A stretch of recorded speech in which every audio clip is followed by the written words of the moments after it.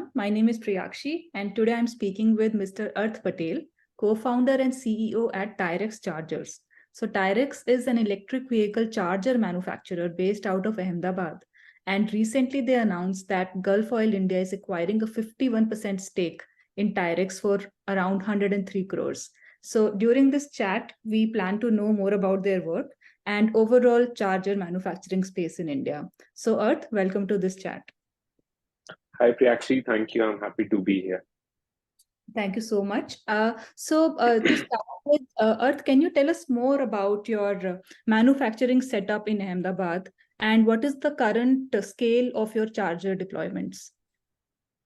So currently, in terms of volume, I would say that we are able to manufacture anywhere from 1,500 to 2,000 DC fast chargers a year. So I'll give you a little bit of brief background about Tirex. So we are a strictly DC manufacturing company.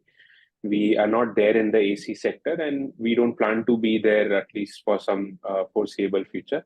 We want to focus on DC fast charging only and investing in better technologies, newer ways and experiences of customers to cater to the needs of the market. So we will remain in the DC category only. So our current manufacturing plant can produce about 1,500 to 2,000 DC chargers a year. And till date, so when we started in 2016 till date, we have supplied around 700 DC chargers pan India. It combines to a capacity of around 30,000 kilowatt. And they are majorly supplied pan India, right from Delhi to southern parts and right from Gujarat to the most northeastern parts of the country. Right. And your focus is mainly on the bus segment. Is that correct? Yes, so we primarily focus on the heavy charging. Yes, so bus sector, fleet sector, that has been our push from day one. So whatever products we designed initially, also when we started working with Ashok Leyland, that was in Ahmedabad itself. So from day one, our products have been utilized at a much higher rate compared to other public suppliers.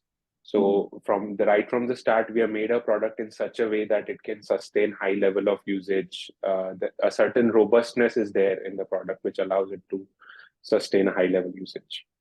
Right. And your area of work is for EV charger manufacturing itself, or do you also help with installation and overall setup of the charging infrastructure? So we do have a team dedicated for installation, maintenance, and setting up charging stations. So we do take turnkey projects. So one of our projects in Bangalore with NTPC was right from HT connection.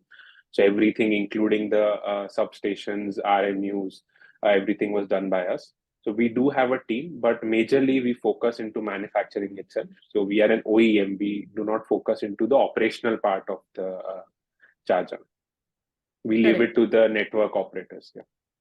Okay. And you are a young entrepreneur. I'm also curious to know, how did you venture into this space and how did you go about building your initial setup and then focusing on a particular product portfolio? So I'm a Gujarati, right? So Gujarati people have a mindset of that whenever a kid grows up in the family, he will join the family business. Correct. So my family has businesses in real estate, investments, and then my father also has a mechanical setup. When I was growing up, I personally had an interest in electronics as well as computers. So that set of business which my family has, investments, real estate, and mechanical, and all, that was too boring for me. I didn't like doing those things. So when the time came that, okay, I want to do something of my own, so either the option was to take over what was existing in the family, which was running for, let's say, my father's generation, or do something new. And my family has always been supportive of whatever I want to do. So I worked as well initially a few years. They were okay with it. So I started something of my own. So at the start, I didn't know that I was going to do EV chargers. We initially tried doing batteries since we have a mechanical background. So naturally, I thought of doing something for the motors as well of the electric vehicles.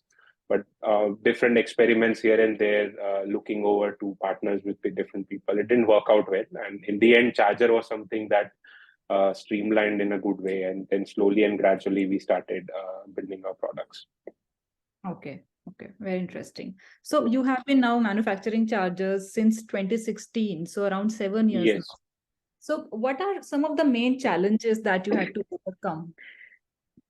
So in terms of challenges, India has a very strong IT sector, but Mm. when it comes to an electronic sector, India still lacks compared to other Asian countries.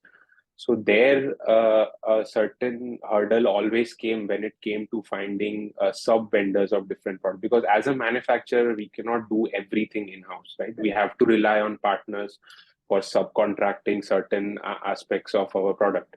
Let's say like a PCB or an energy meter or display or something like that. So when it came to getting vendors for certain products, it was a hurdle in India. So we had to go to China or let's say Korea, Malaysia as well as a certain amount of times. So that was a challenge initially. Slowly and gradually, we are seeing a shift. It will still take some time where we reach a certain level of localization, but that was the major challenge when it comes to manufacturing of products, Okay. especially electrical products in India. Okay. And what are some of the products in the BOM of a charger that are easily available in India, or you're starting to see that there are now options here that you can? So currently as well, if you see all the switch gears, there are n number of companies available, global brands as well available who have certain made in India products. The enclosures of the charger are easily available. Then the wiring harnesses, etc. Those are easily available. The PCBs and all, if you have a certain level of control over the design of it, then yes, it is easily available in India. You can get it manufactured at multiple SMT lines, Pune, Bangalore. There are a lot of companies are there, so you can get it done. So those are the things that can be easily found in India. Okay, understood. Yep. And about the recent acquisition, 51% stake that has gone to Gulf India. So what kind of synergies do you think will emerge out of this tie-up? So Gulf Oil India, so, as a part of now, since they have a 51% stake, we are a part of Hinduja Group and Gulf Oil India. So essentially, we are a subsidiary of their company. So they are a global group. They are present in almost 100 plus countries, and they have a strong automotive background because they're a lubricant company. They have a very strong automotive background available. So we can easily leverage that background in terms of connections to certain automotive manufacturers for a good amount of orders for certain technological tie-ups also. Secondly, being a very large group, so they also own Hinduja as a group. They own certain banks and stuff. So we have a certain financial might as well behind us. So that allows us to invest heavily into R&D, into create a product that is at subpar or even better than the internationally available product. Because India as a market is currently at very start of an EV charging journey. Even the world is at a very start level, but European and American markets are much ahead of the Indian market when it comes to having a stabilized product. So we can heavily invest into R&D with that financial might, and then certainly achieve the level and quality of product that is available overseas. Okay. So that is there. Yes. Right. And with respect to the market focus, are you looking at the domestic market only right now? Do you have export focus as well? So we have both the focuses. So till now we have been a domestic supplier only. So whatever we have done to all the either PSUs or bus OEMs, CPOs, etc., we have done in India itself. But starting next financial year onwards, we will start exporting to at least the Southeast Asian market and the European market. And maybe by mid of next year, the US market also will start exploring. Okay. So we do have an export focus. So there, the network of Gulf Oil also comes in handy when we have to export in certain countries. Right. And overall, what kind of market size do you think exists for DC chargers in India? Have you done internally any studies, any analysis of the market size? So currently, if you ask me, I think the market size is around 3 to 4,000 DC charging points pan India. I mean, if you consider AC as well, it is a much larger market. But if you just talk strictly DC chargers, 3 to 4,000 is the market that's currently there. But I feel that in the next 5 to 10 years, there are a lot of studies as well which point towards that at least that market will reach anywhere from 20 to 30,000 chargers in the region, at least by 2030 that is expected. Majorly, the market in terms of numbers will always remain higher for the AC market because that is a easier market to get into. Low power is easily available everywhere. But in terms of value, DC charger market will always dominate the AC charging. For example, last week only I was reading a Bloomberg report which mentioned that the global DC charging market by 2030 is expected to reach anywhere around 200 billion US dollars. It is growing at 43% CAGR.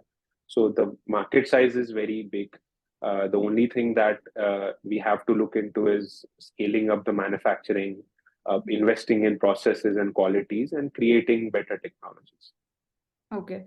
Okay. If we talk about the policy or the regulatory side, do you have any comments on how have the policies supported you or any particular recommendations that will help local manufacturers like you? So, so recently, I think Gujarat government has launched a PLI sort of thing for electronic, because at the end of the day, a charger is an electronic item. Right. So the policy that government can make does not need to be specific to chargers. It can be specific to an electronic industry. That if you're doing anything electronic, it can be a mobile phone, it can be chargers, it can be anything.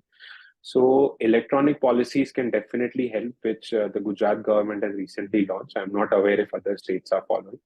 But government could certainly look at having a policy for the electronic component manufacturing that would allow us to have a much more localized product. Because we as a company, for example, we do not make energy meters of our own. There are companies in India like Select, Secure, etc., who are large companies. They do invest into making electronic meters. So if electronic policy is there, they can utilize that as well to make their product better and their product local. And in turn, when we buy it from them, we are assured that, okay, we are buying a made in India product. So the entire ecosystem has to be developed. Only we cannot do everything, but the entire ecosystem and value chain has to be developed for all the vendors, not just us. Okay. And I believe that once a certain amount of volumes reach, that will automatically fall in place. Even government of India is currently pushing for the PMP, so which says that certain amount of localization has to be there in the chargers, and a very few OEMs are meeting that. So the government is discussing with us back and forth on almost on a weekly basis that how to go ahead with it, what components are there that we should focus on localizing first, what is already existing localized, what should we leave to the future and all. Right. Government is making it. Yeah. It's a phased manufacturing program. Yeah. Yes. Sort of doing it gradually. You're doing it gradually, focusing gradually, on are easier to localize. Focus on that first. Correct. Yes. As Tirex, what are your plans, let's say, for the next 2 to 3 years? So in 2 to 3 years, so we have already started working on certain aspects of the charger that can be localized. So let's say almost 40% of our product or more is already localized in terms of, whatever is available, we have already done it. Now, certain aspects, for example, the power converters, which are a very essential part of a DC charger. So we have already started working in that direction with certain companies from Europe and US in partnership with certain companies. So we are already designing those components. So slowly and gradually, we'll see that within 2 to 3 years, those things are localized and made. Because making a prototype is a different thing, and getting that thing production ready with all the certifications, it's a different task. So a certain prototype stage can be reached in a 6 month or a year's time, but to get that design validated as per the industry standards and get it feasible for manufacturing, because we cannot go out and sell something at double the cost just by claiming that it is made in India. So we also have to look at certain volumes, because as the volumes grow, then the manufacturing, the economies of scale come in and the manufacturing cost goes down. So within 2 or 3 years, a lot of components will be localized. So I can confidently say that 70 to 80% of the charger would be made in India within a time frame of 2 to 3 years, including the controllers, power converters, and all. Okay, I see. And there is another aspect with respect to electric vehicles and EV charging that is now gaining some traction. It's cybersecurity. And overall, what kind of mechanisms, safety mechanisms you are putting in place. So if you can give us some idea as to at an OEM level, what kind of mechanisms do you need to put in place to make sure first the EV chargers are safe to operate because these are high power chargers. And secondly, on the software side also, how do you make sure that the OEM, that the chargers that you are designing will not be hacked? Or who else do you need to speak with? What other stakeholders do you need to interact with to make sure those mechanisms are put in place? So in terms of cybersecurity, we are already doing a lot of work when it comes to the operating system. So the entire operating system of the charger, which currently is a Linux-based operating system in our charger, that has to be highly secured. It cannot be open source or some random stuff taken from off the internet type of thing. It has to be highly secured, verified by certain companies on a global level. So there is a certain aspect called as SIL, SIL, which is the safety integrity level. So which there are different levels of SILs of safety integrity levels, which mention how safe and robust a certain software is. So, for example, medical devices and Air Force and military application devices are the highest rated because you cannot have failures or hackings in those aspects. Then the levels go down and down as you go to more of a consumer oriented product. So, investing in those things, getting your product at a higher SIL level will definitely help. Secondly, working closely with the CPOs would also help because in a charger, the only open point for a hacker to get into is a CPO server. So if a CPO server is very robust, then the chances of the charger getting hacked becomes very less because it's only one point of communication going to that CPO server. So the industry entirely, as us OEMs as well as CPOs, have to collectively work to ensure that the channel of communication between the charger and the CMS is very secure. So a third party cannot access it or view it. And from a charger point of view, we have to invest into having a more secured operating system with a higher safety integrity level to ensure that anyone cannot hack it. Okay, understood. So when you made the announcement regarding Gulf Oil India acquisition, there were numbers as to how much revenue you have generated in the last 2 years. But if possible, can you also share what kind of profits you were able to make in those years? So, since the last 2 to 3 years, we are growing almost on a 100% basis. So the year before the last year, we did a revenue of around 7 CR. After that, we did 13 CR. This year, we are targeting above a 40 CR top line. And since last year, we have become a profitable company. So minor profits are there. We are operationally minorly profitable. Because as an OEM, we tend to focus less on the loss making and more on the profit generating side. We are not on a cash burning model. We did that 2 years back when we were on a cash burning phase. Now we have turned slowly profitable. Maybe this year we may incur a small loss due to heavier investments in R&D, heavier investment in making a larger plant and all. But majorly it becomes on a more or less a minor profitable venture. 5 years down the line, we target at least 20-25% of EBITDA profits that we can easily generate. Right, because the majority of the capital investments are done in the initial years. Yes. You can cash in on those. Yes, exactly. Okay. The only thing I'd like to share is that the industry as of now is at a very growing stage. Everyone is experimenting, including the charger OEMs as well as the automotive OEMs, because a lot of time in the past it has happened that a same car would come for charging in the morning and in the evening it would not be charged. So a lot of times we have not done anything in the charger, but the OEM has changed some certain softwares in their vehicle and then the car does not get charged. The entire industry, it has a learning phase. So we have a long way to go. A lot of support from OEMs is also required and appreciated. So we get that. We have currently we have installed chargers at almost all the current automotive OEMs is end of the line testing. So we are aware of whatever changes they are doing to their cars, all the cars are being charged or not. So long way to go for the industry. A lot of localization has to be done. Strong focus on testing is required because more or less charger, just like a car, would remain a assembly line. It's not a heavy engineering product that 100% gets manufactured in-house. A lot of components are outsourced and then assembled. So a very strong focus on end of the line testing is required to ensure that whatever product that goes out from your factory or your manufacturing line is robust enough to cater to whatever conditions India has to offer. Okay. So that we are also investing heavily into that. So recently we bought some simulators and certain test cases which test all the production chargers on a certain confidence level. So that investment into testing is necessary by all the OEMs in the industry. Understood. Yeah. That's all. Okay. Thank you so much, Arth, and I wish you the very best for your plans going ahead. Thank you. Thank you so much, Priyaksha, for having me. It was lovely talking to you.